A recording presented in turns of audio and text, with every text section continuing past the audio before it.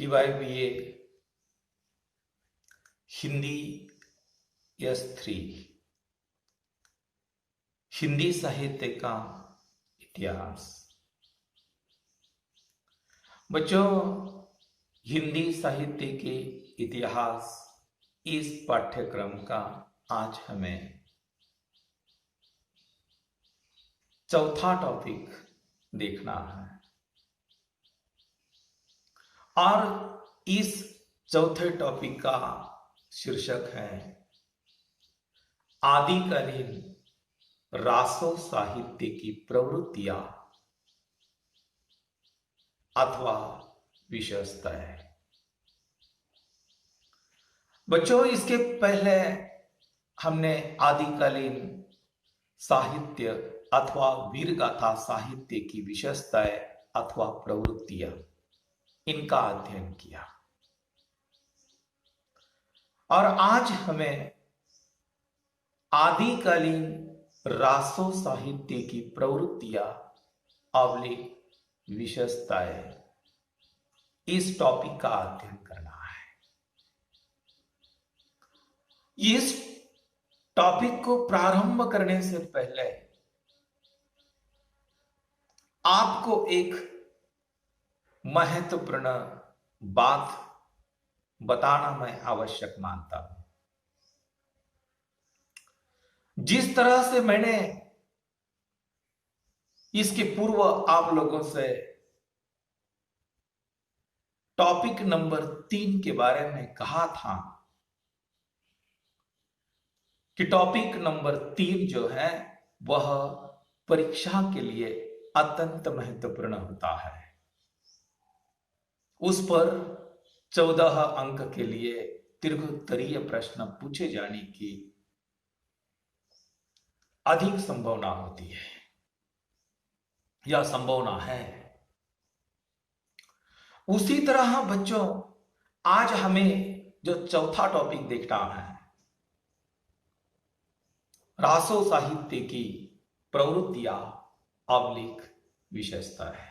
यह टॉपिक भी आप लोगों के लिए परीक्षा के लिए 99% महत्वपूर्ण होगा। इस टॉपिक पर भी 14 अंक के लिए दीर्घोत्तरीय प्रश्न पूछा जाता है। वह प्रश्न कैसा पूछा जाता है? आदिकालीन रासो साहित्य की विशेषताएं स्पष्ट लिखिए। यही प्रश्न आप लोगों को इस प्रकार भी पूछा जा सकता है।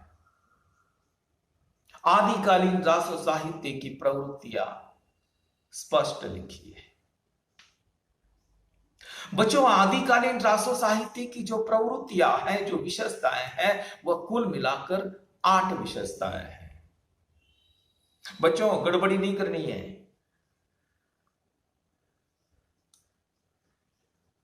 टॉपिक नंबर जो 3 था, आदिकालीन वीर गाथा की प्रवृत्तियां अवलिक विशेषताएं।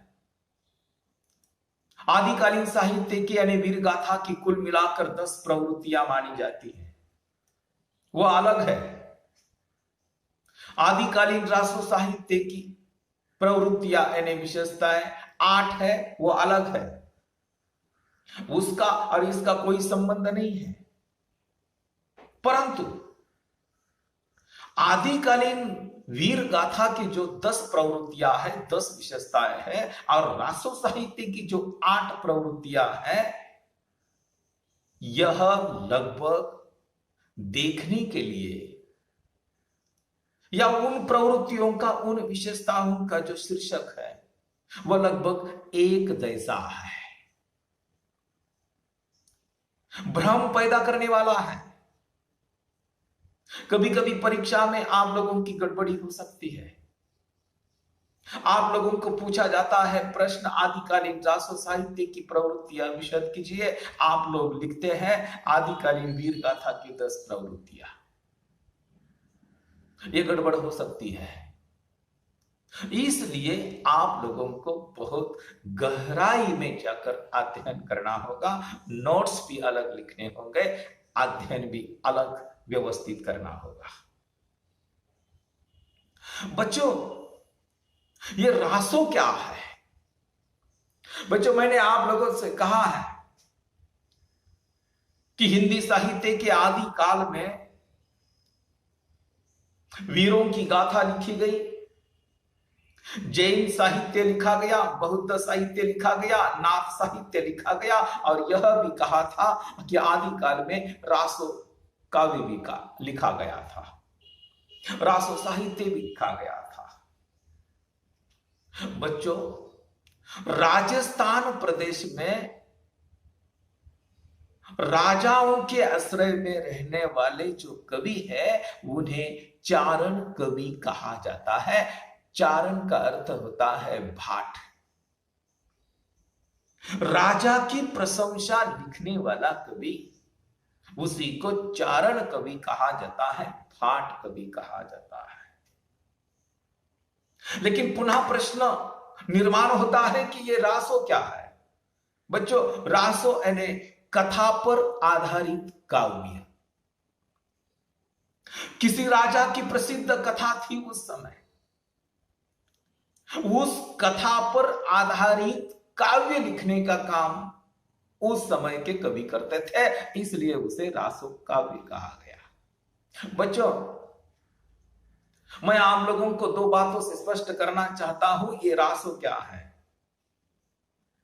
बच्चों, अभी ये साइंस का युग है, विज्ञान का युग है, विज्ञान का युग है, कंप्यूटर का युग है, मोबाइल का युग है, मनोरंजन के साधन जो है वो बहुत कुछ है हमारे सामने। परंतु एक समय ऐसा था बच्चों, 1000 साल पूर्व की बात कर रहा हूं मैं। 1000 साल पूर्व आदि काल में हिंदुस्तान में मनोरंजन के साधन अत्यंत अल्प थे, बहुत कुछ मनोरंजन के साधन नहीं थे बच्चों। राजा के आश्रय में रहने वाला जो कवि था, वह कवि अपने राजा का मनोरंजन करता था। आज के जैसा टीवी नहीं था, आज के जैसा मोबाइल नहीं था, आज के जैसे कंप्यूटर नहीं था। उसी के साथ साथ ये जो कवि था वह हमेशा राजा के साथ रहा करता था, उसके दरबार में आश्रित था। राजा जहां भी चला जाता था उसके साथ कवि भी चला जाता था, राजा का मनोरंजन भी होता था। और उस समय किसी ना किसी राजा की प्रसिद्ध ऐसी कहानियां होती थी और कथा होती थी, और उस कथा के आधार पर, उस कहानियों का आधार लेकर काव्य निर्माण करने का काम ये चारण कवि करते थे। बच्चों, आदि काल में बिसलदेव रासो नाम का काव्य लिखा गया, परमाल रासो, हम्मीर रासो, कई ऐसे रासो ग्रंथ लिखे गए। परंतु आपकी जानकारी के लिए मैं बताना चाहता हूं कि आदि काल में बिसलदेव रासो ग्रंथ के अतिरिक्त बाकी सभी रासो ग्रंथ अनेक कवियों के द्वारा अपने अपने आश्रयदाता की वीरताओं का वर्णन, अपने अपने आश्रयदाता की अप्रतिम वीरता, विभिन्न युद्धों का वर्णन, राजाओं की श्रृंगार का वर्णन कवियों ने किया है। केवल बिसलदेव रासो ग्रंथ एकमात्र ऐसा ग्रंथ है कि उस ग्रंथ में केवल श्रृंगार का ही चित्रण है, वीरता का चित्रण नहीं है, इसलिए उसे रासो ग्रंथ नहीं कहा जा सकता। लेकिन बाकी जो रासो ग्रंथ है उसी को रासो ग्रंथ कहे गए हैं। अपने अपने आश्रयदाता जो है उसी की स्तुति के लिए अपने दरबार में रहने वाले जो कवि है उन्होंने अपने आश्रयदाता की स्तुति में, प्रशंसा में काव्य लिखा, उसी को रासो ग्रंथ कहा गया है। इन रासो ग्रंथों का अध्ययन करने से उनकी कुछ ऐसी विशेषताएं हमारे सामने आ जाती है। रासो ग्रंथ की प्रवृत्तियां हमारे सामने ऐसी प्रकट हो जाती हैं कि हमारा ध्यान आकर्षित कर लेता है। बच्चों, आदिकालीन रासो ग्रंथ की पहली विशेषता जो है, पहली प्रवृत्ति जो है, वह प्रवृत्ति आश्रयदाता राजाओं की अतिशयोक्तिपूर्ण प्रशंसा। बच्चों, प्रत्येक रासो ग्रंथ के रचयिता कवि जो थे, उन्होंने अपने आश्रयदाता राजा को ही सर्वश्रेष्ठ वीर, पराक्रमी सम्राट, अनुपम दानवीर, दृढ़ प्रतिज्ञ, शरणागत रक्षक यानी उसी समय का हीरो सिद्ध करने का प्रयत्न किया और उसका अतिशयोक्तिपूर्ण वर्णन उन्होंने किया। बच्चों, मैंने इसके पहले कहा था कि एक स्वाभाविक मनुष्य की बात होती है कि मनुष्य जिसके आश्रय में रहता है, मनुष्य जिसकी रोटी खाता है, उसकी ताली बजाता है, उसकी प्रशंसा करता है। परंतु एक बात है बच्चों कि आदि काल में राजा के आश्रय में रहने वाले ये जो चारण कवि थे, उन्होंने अपने राजा को ही सर्वश्रेष्ठ सिद्ध करने का प्रयत्न किया, पराक्रमी सम्राट सिद्ध करने का प्रयत्न किया। उन्होंने जो वर्णन अपने राजा का ग्रंथ में किया, नायक सिद्ध किया, वह वर्णन अतिशयोक्तिपूर्ण था। परंतु वह अतिशयोक्तिपूर्ण वर्णन भी हो, लेकिन उसे भी कोई मर्यादा होती है, उसे भी कोई सीमा होती है। कितना वर्णन करे, कितनी प्रशंसा करे। अतिशयोक्ति शब्द का अर्थ आप लोग भी जानते हैं कि बढ़ा चढ़ाकर वर्णन करना, असलियत को छुपाकर जो बढ़ा चढ़ाकर वर्णन करता है, उसी को अतिशयोक्ति कहा जाता है। अपने राजा का अतिशयोक्तिपूर्ण वर्णन करने का काम, प्रशंसा करने का काम आदिकालीन रासो ग्रंथों के रचयिताओं ने किया। रासो काव्य की दूसरी विशेषता है राष्ट्रीय भावना का संकुचित रूप। आदिकालीन वीरगाथा की भी यह विशेषता है, रासो साहित्य की भी विशेषता है, रासो काव्य की भी यही विशेषता है, राष्ट्रीय भावना का संकुचित रूप। बच्चों, आदिकालीन रासो कवि अपने आश्रयदाता राजा को ही सर्वोपरि और सर्वश्रेष्ठ मानने और घोषित करने के कारण ही इन कवियों ने राष्ट्र की ओर जो देखा, वह संकुचित भावना से देखा। उन्होंने केवल अपने राजा के राज्य की जो सीमा थी, उस सीमाओं की जो मर्यादा थी, वहां तक सीमित अर्थ में उसका वर्णन किया। व्यापक अर्थ में राष्ट्र की कल्पना उन्होंने कभी नहीं की। विशाल भारत का चित्रण उन्होंने अपने काव्य में नहीं किया। अपने राजा का राज्य, उसका वैभव, 150 गांवों को ही वह कवि राष्ट्र समझता था। यानी इन कवियों के लिए विदेशी तो उनके दुश्मन ही थे, उसी के अनुसार उसका वर्णन किया। और यह बात सत्य भी है कि हमारे भारतीय जो राजा थे, उनके विदेशी ये दुश्मन थे। उन कवियों ने उसी के अनुसार उनका वर्णन किया। परंतु भारत में रहने वाले जो छोटे छोटे हिंदू राजा थे, वीर राजा थे, पराक्रमी राजा थे, उनको भी उन्होंने अपने राजा का दुश्मन के रूप में चित्रित किया। बच्चों, ये संकुचित राष्ट्रीय भावना कवियों में भी दिखाई देती है, राजाओं में भी दिखाई देती है और प्रजाओं में भी दिखाई देती है। रासो काव्य की तीसरी विशेषता है युद्धों का सजीव सुंदर वर्णन। बच्चों, आदिकालीन रासो ग्रंथों के चरित्र नायक हम देखते हैं तो वे कोई ना कोई राजा है। वे राजा एक योद्धा, युद्ध प्रिय के रूप में हमारे सामने चित्रित होते हैं। उनका वर्णन करने वाले जो कवि हैं, उन्होंने अपने राजा का, उसके युद्धों का, अप्रतिम ऐसा वर्णन किया, अतुलनीय ऐसा वर्णन किया। परंतु एक बात है बच्चों, इन राजाओं के आश्रय में रहने वाले जो रासो कवि थे, जो चारण कवि थे, वे केवल कवि नहीं थे, वे स्वयं भी योद्धा थे। कम से कम मैं आप लोगों को कवि चंद्रप्रदायी के बारे में जरूर बता दूंगा कि कवि चंद्रप्रदायी राजा पृथ्वीराज चौहान के आश्रय में रहता था, दरबार में रहता था। परंतु हमेशा देखा जाए तो राजा पृथ्वीराज चौहान के साथ कवि चंद्रप्रदायी हमेशा युद्ध भूमि में चले जाते थे, स्वयं युद्ध भी करते थे। बच्चों, इन रासो कवियों के हाथ में लेखनी भी थी, तलवार भी थी। ये राजा के साथ युद्ध भूमि पर चले जाते थे और वहां स्वयं युद्ध का अनुभव कर लेते थे, प्रत्यक्ष आंखों से युद्ध देखते थे, अपने राजा की वीरता देखते थे और उसी का वर्णन भी अपने काव्य में करते थे। स्वयं अनुभव लेने के कारण, अनुभव करने के कारण, आंखों से देखने के कारण उनका जो युद्ध वर्णन है वह अत्यंत सजीव और सुंदर हुआ है, मार्मिक हुआ है। रासो काव्य की चौथी विशेषता है वीर और श्रृंगार का समन्वय। बच्चों, ये वीर रस और श्रृंगार रस, इन दोनों का प्रयोग रासो काव्य में दिखाई देता है।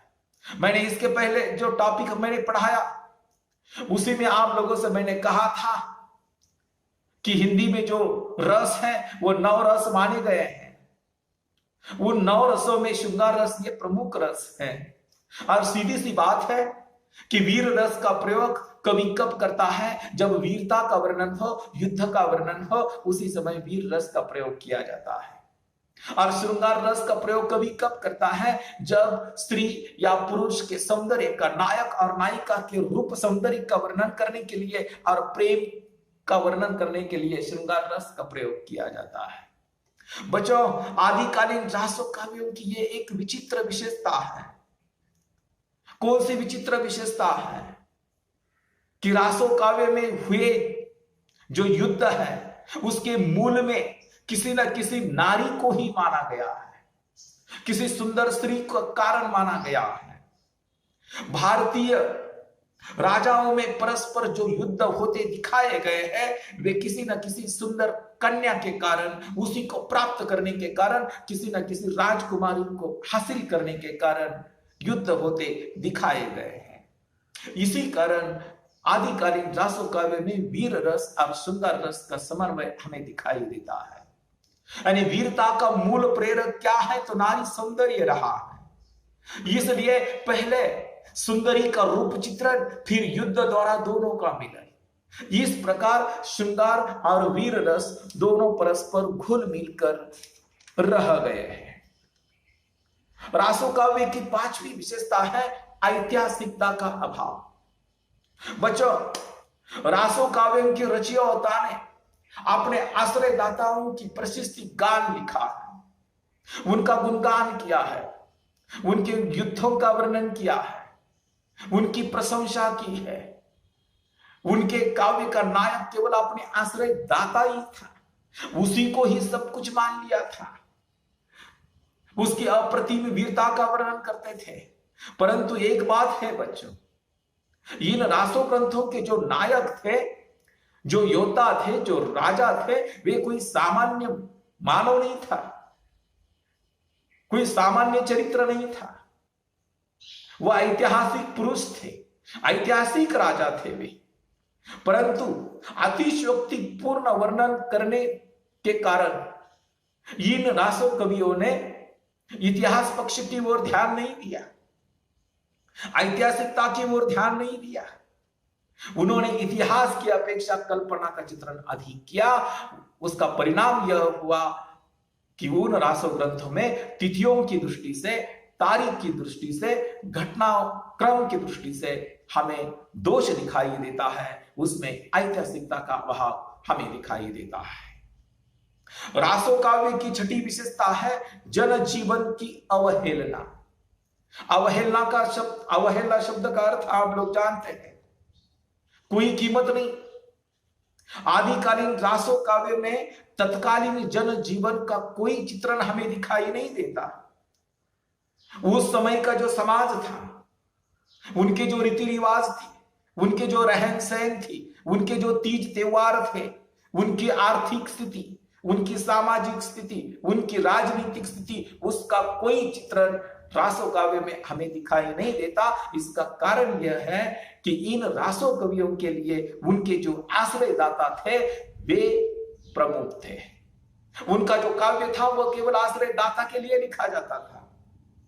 आश्रयदाता का जो वैभव था, उनकी जो सत्ता थी, उनकी पत्नियां थी, उनकी दासियां थी, उन सभी का चित्रण रासो काव्य में हुआ। परंतु उस समय का जो समाज था, सर्व सामान्य प्रजा थी, उसी का चित्रण रासो कवियों ने कभी नहीं किया। रासो काव्य की यानी साहित्य की सातवीं विशेषता है छंदों का विविध मुखी प्रयोग। बच्चों, आदिकालीन रासो काव्य में छंद के क्षेत्र में एक क्रांति हो गई। छंदों का जितना विविध मुखी प्रयोग, विविधता छंदों में हमें दिखाई देती है, उतना प्रयोग इसके पूर्व साहित्य में हमें दिखाई नहीं देता। दोहा जैसा छंद है, रोला जैसा छंद है, कुंडलिया जैसा छंद है, गाथा है, त्रोटक है, तोमर है, सट्टक है, आर्या है, पदरी है, आदि कई छंदों का कलात्मक प्रयोग करने का काम रासो कवियों ने किया। और रासो काव्य की आखिरी विशेषता है भाषा। इन रासो ग्रंथों में भाषा के दो रूप मिलते हैं, अपभ्रंश और अपभ्रंश से प्रभावी पिंगल भाषा।